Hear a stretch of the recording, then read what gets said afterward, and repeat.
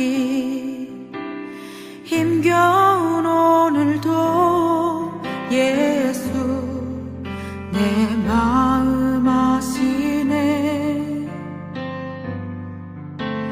지나간 아픔도 마주할 세상도 예수 내 마음 아시네.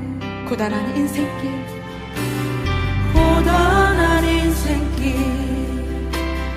힘겨운 오늘도 예수 내 마음 아시네. 지나간 아픔도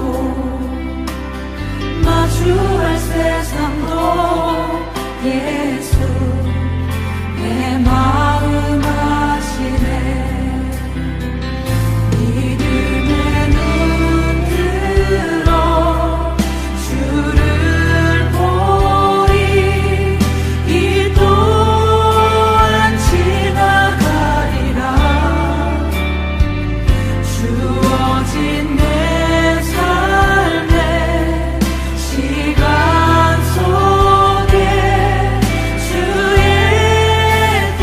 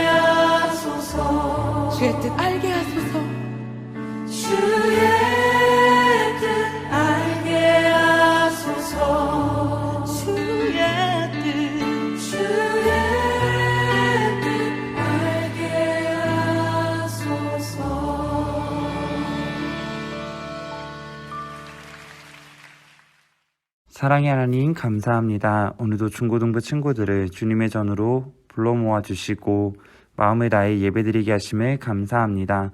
주님 이 시간 저희들의 예배를 받아주시고 주님의 거룩한 성령으로 임재하여 주셔서 모여 예배드린 모든 친구들 주님을 만나는 귀한 시간이 되게 하여 주옵소서. 주님 저희들의 지난 한 주의 삶을 돌아보며 고백합니다. 나를 위해 십자가 지신 예수님의 말씀대로 살아야 함을 알면서도 하나님이 기뻐하시는 복음 전하는 삶을 살아야 함을 알면서도 그렇게 하지 못했던 저희를 돌아봅니다. 고백하며 나가는 이 시간 예수 그리스도의 십자가 사랑으로 용서해 주시고 주님을 기쁘시게 하는 삶은 주님의 은혜로 감당할 수 있음을 믿고 주님과 함께 승리하며 살아가는 저희 모두가 되도록 인도하여 주옵소서. 특별히 어려운 상황을 보내고 있음에도 지켜주심을 감사합니다. 어려운 환경 속에서도 상황을 보기보다 믿는 우리들은 그 모든 상황에서도 우리를 지키시고 인도하시는 주님을 보며 기도하며 살아가는 우리 모든 중고등부 친구들 될 수 있도록 하나님 함께하여 주옵소서. 특별히 중고등부 친구들이 주님 안에서 꿈꾸고 주님의 비전을 발견하는 친구들이 되기를 원합니다. 그래서 정말 주님께 놀랍도록 쓰임받는 우리 중고등부 친구들 될 수 있도록 하나님 함께하여 주시옵소서. 오늘도 말씀을 듣습니다. 매주 듣고 흘러가는 말씀이 아닌 어느 한 부분이라도 우리 친구들의 마음에 남아 열매 맺는 말씀이 되도록 인도하여 주시옵소서.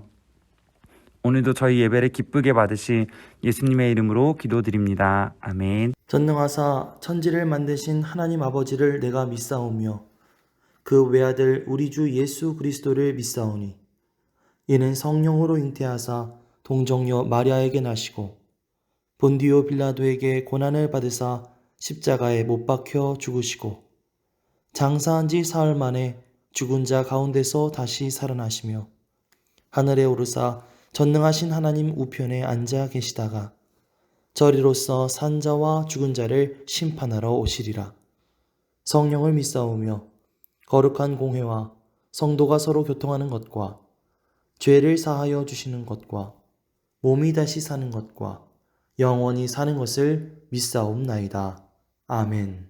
오늘 우리에게 주신 하나님의 말씀은 갈라디아서 2장 17절에서 21절 말씀입니다. 만일 우리가 그리스도 안에서 의롭게 되려 하다가 죄인으로 드러나면 그리스도께서 죄를 짓게 하는 자냐? 결코 그럴 수 없느니라. 만일 내가 헐었던 것을 다시 세우면 내가 나를 범법한 자로 만드는 것이라. 내가 율법으로 말미암아 율법에 대하여 죽었나니 이는 하나님에 대하여 살려 함이라. 내가 그리스도와 함께 십자가에 못 박혔나니 그런즉 이제는 내가 사는 것이 아니요 오직 내 안에 그리스도께서 사시는 것이라. 이제 내가 육체 가운데 사는 것은 나를 사랑하사 나를 위하여 자기 자신을 버리신 하나님의 아들을 믿는 믿음 안에서 사는 것이라. 내가 하나님의 은혜를 패하지 아니하노니 만일 의롭게 되는 것이 율법으로 말미암았으면 그리스도께서 헛되이 죽으셨느니라. 아멘. 샬롬 묘동교회 중고등부 친구들 한 주 잘 보냈나요? 오늘은 내 안에 계시는 그리스도라는 제목을 가지고 함께 은혜를 나눠보고자 합니다. 내 안에 무엇이 있느냐에 따라 우리들의 삶은 달라질 것입니다. 애국자들은 나라를 사랑하는 마음이 가득하여 나라를 위해 자신의 목숨을 희생하는 모습을 보여주었습니다. 반대로 구한말 나라를 일제히 넘겼던 사람들은 자신만을 위한 사리사욕이 가득해 나라를 다른 이들에게 넘겨주었던 것을 우리는 알고 있습니다. 안타까운 일제시대에 애국자들은 독립운동가의 역할을 감당했지만 나라를 넘겼던 이들은 자기 사리사욕을 채우느라 친일의 길을 걸었습니다. 이것을 통해 알 수 있는 것은 무엇입니까? 무엇이 중심 속에 있느냐에 따라 달라질 수 있다는 것입니다. 그리스도인들도 진짜와 가짜로 나눠질 수 있습니다. 내 안에 있는 옛 자아의 죄된 모습을 그리스도와 함께 십자가에 못 박은 사람은 진짜 그리스도인으로서 주님께 칭찬받아 주님 앞에 설 수 있을 것입니다. 그러나 여전히 내 안에 내가 충만한 사람들은 그리스도인인 척 하는 가짜 그리스도인으로밖에 살 수는 없을 것입니다. 우리 친구들에게 물어보고 싶습니다. 우리 친구들 안에는 누가 계십니까? 오늘 본문은 바울이 갈라디아 사람들에게 잘 알려진 이방 도시인 안디옥에 갔을 때입니다. 안디옥에서 바울은 자신의 권위를 둘러싼 또 다른 갈등에 직면했습니다. 그때 바울은 사도 베드로의 처신을 공개적으로 책망합니다. 책망한 이유는 베드로가 이방인과 함께 먹다가 야고보에게 온 어떤 이들 때문에 식사를 중단했던 모습을 보여주었기 때문입니다. 식사를 중단했던 이유는 베드로가 할례자들을 두려워했기 때문입니다. 야고보의 권위를 빌어 행세하는 할례자들은 할례받지 않은 이방인 그리스도인들과의 식탁 교제를 비난하였습니다. 그리고 더 나아가 할례를 받지 않고 율법을 지키지 않으면 하나님 앞에서 의롭다함을 얻지 못한다고까지 주장하였습니다. 이에 베드로는 이들이 두려워하여 이방인인 안디옥 교회 그리스도인들과의 식사를 중단했고 이로 인해 남은 유대인과 바나바도 의식에 빠지게 되었던 것입니다. 이에 바울은 베드로를 만나 모든 사람 앞에서 책망하였습니다. 바울은 예수 그리스도가 죽으시고 유대인과 이방인 모두를 구원하시려 부활하셨다는 복음의 진리를 온전히 말하고자 했습니다. 또한 복음은 행위로 인함이 아닌 오직 하나님의 은혜로 예수 그리스도를 믿음으로 말미암아 가능하다라는 것을 명확하게 밝히고자 하였습니다. 바울은 내 안에 계신 그리스도로 산다라는 것은 오직 믿음으로 산다라는 것을 말해주고 있습니다. 사도 바울은 베드로처럼 유대인이었지만 할례를 받고 율법을 지킴으로 의롭다함을 받지 못한다는 것을 분명히 알고 고백하였습니다. 16절 말씀을 보니까 사도 바울은 이렇게 말합니다. 사람이 의롭게 되는 것은 율법의 행위로 말미암음이 아니요 오직 예수 그리스도를 믿음으로 말미암은 줄 알므로 우리도 그리스도 예수를 믿나니 이는 우리가 율법의 행위로서가 아니고 그리스도를 믿음으로써 의롭다함을 얻으려 함이라. 율법의 행위로서는 의롭다함을 얻을 육체가 없느니라 라고 말하고 있습니다. 바울은 오직 예수 그리스도를 믿어야만 의인이라 불릴 수 있다는 것을 말하고 있는 것입니다. 바울이 이렇게 이야기했던 이유는 당시 유대인이면서 예수 그리스도를 믿은 사람 중에도 예수 그리스도를 믿는 믿음뿐만 아니라 율법도 지켜야만 의롭다함을 얻을 수 있다라고 생각한 사람들도 있었기 때문이었습니다. 율법주의자들은 갈라디아 교인들의 율법의 준수 여부로 판단했습니다. 예수 그리스도를 믿는 믿음으로 의롭다함을 얻었음에도 이미 지나가 버린 율법을 기준으로 그들을 죄인이라 규정했던 것입니다. 이에 따르면 그리스도를 믿는 사람은 완전히 의롭게 하지 못하고 도리어 죄를 짓게 하는 자가 되게 만들어 버렸던 것입니다. 만일 우리가 그리스도 안에서 의롭게 되려 하다가 죄인으로 드러나면 그리스도께서 죄를 짓게 하는 자냐 결코 그럴 수 없느니라 라고 17절의 말씀을 통해 말씀하고 있습니다. 이것은 사실이 아니라고 사도 바울이 강력하게 선포하고 있는 것입니다. 또한 내 안에 계신 그리스도로 사는 것은 오직 그리스도를 믿는 믿음으로만 가능하고 다른 길은 없다라고 말하고 있는 것입니다. 두 번째로 사도 바울은 내 안에 계신 그리스도로 사는 것은 율법에 대하여 죽고 하나님의 아들을 믿는 믿음 안에서 사는 것이다 라고 말하고 있는 것입니다. 율법은 율법을 지키지 않는 자들에게 죽음을 요구합니다. 그런데 예수 그리스도께서는 모든 죄인들을 대신하여 십자가에서 죽으셨습니다. 즉 신자는 그리스도와 함께 십자가에 못 박혔고 율법이 요구한 죽음은 그리스도의 죽음으로 충족되었고 완성되었다라는 것입니다. 이제 예수 그리스도 안에 거하는 그리스도인들에게 더 이상 율법의 요구는 없는 것입니다. 그리하여 사도 바울은 그런즉 이제는 내가 사는 것이 아니요 오직 내 안에 그리스도께서 사시는 것이다 라고 말합니다. 이 말은 죄악된 옛 자의 모습으로 살지 않고 그리스도께 의지하여 살아가는 존재가 되었음을 말하고 있는 것입니다. 그리고 사도 바울은 이런 사람들의 모습에 대해서 이제 내가 육체 가운데 사는 것은 나를 사랑하사 나를 위하여 자기 자신을 버리신 하나님의 아들을 믿는 믿음 안에서 사는 것이다 라고 정확하게 말해주고 있습니다. 만약 의롭게 되는 것이 율법으로 말미암았으면 어떻게 되는가에 대해서도 사도 바울은 21절에 이렇게 말하고 있습니다. 내가 하나님의 은혜를 패하지 아니하노니 만일 의롭게 되는 것이 율법으로 말미암으며 그리스도께서 헛되이 죽으셨으니라 라고 말하고 있습니다. 그리스도께서 오셔서 율법을 이루시는 동시에 구원의 수단으로 여겨진 율법을 폐하신 것이 범죄한 인류를 향한 하나님의 사랑과 은혜의 궁극적인 그림이었기 때문입니다. 그리하여 우리는 은혜를 누리면서 하나님의 아들을 믿는 믿음 안에서 살게 되었습니다. 그런즉 누구든지 그리스도 안에 있으면 새로운 피조물이라 이전 것은 지나갔으니 보라 새 것이 되었도다 라고 말합니다. 이제 나의 이기적인 옛 자아들은 죽고 새로운 그리스도의 사람으로 살아감을 말하는 것입니다.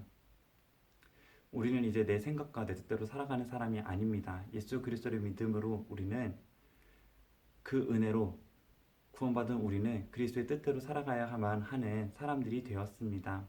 내 안에 계신 그리스도께 순종하며 살아가는 자들을 하나님께서 무한한 은혜와 사랑이 가득 넘치게 하여 주실 것입니다. 그리고 그것이 예수로 충만한 진짜 그리스도인의 모습이 될 것입니다. 오늘을 살아가는 우리 중고등부 친구들, 중심 가운데 예수님을 모시고 내 안에 계시는 예수 그리스도로 예수님을 모시고 살아가는 우리 중고등부 모든 친구들이 되기를 소망합니다. 하늘에 계신 우리 아버지여, 이름이 거룩히 여김을 받으시오며 나라가 임하시오며 뜻이 하늘에서 이루어진 것 같이 땅에서도 이루어지이다. 오늘 우리에게 일용할 양식을 주시옵고 우리가 우리에게 죄 지은 자를 사하여 준 것 같이 우리 죄를 사하여 주시옵고 우리를 시험에 들게 하지 마시옵고 다만 악에서 구하시옵소서. 대개의 나라와 권세와 영광이 아버지께 영원히 있사옵나이다. 아멘.